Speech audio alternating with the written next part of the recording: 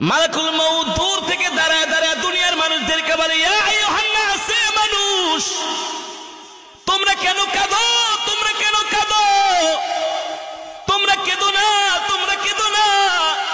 আল্লাহর ইজ্জতের কসম, আল্লাহ তাআলা যতদিন তার হায়াতের জিন্দেগি দিয়েছিল ততদিন সে বেঁচে ছিল।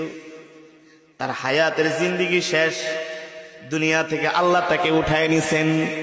আবার যখন কান্না করে আজরাইল ডাক দিয়া বলে, ইয়া আইয়ুহান নাস, এ মানুষ তোমরা কান্না করো না।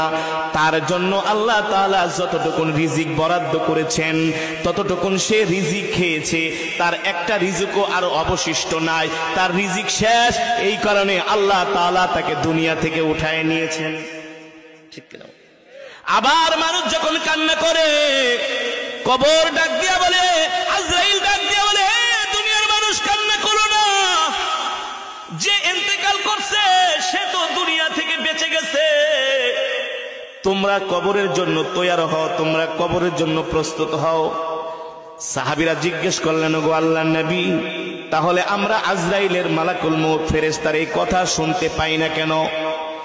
নবী বলেন, ও সাহাবীরা, দুনিয়ার মানুষ যদি এই কথাগুলো শুনতো তাহলে দুনিয়ার মানুষ কোনো ব্যবসা বাণিজ্য চাকরি বাকরি করতে পারতো না, খেত খামার করতে পারতো না।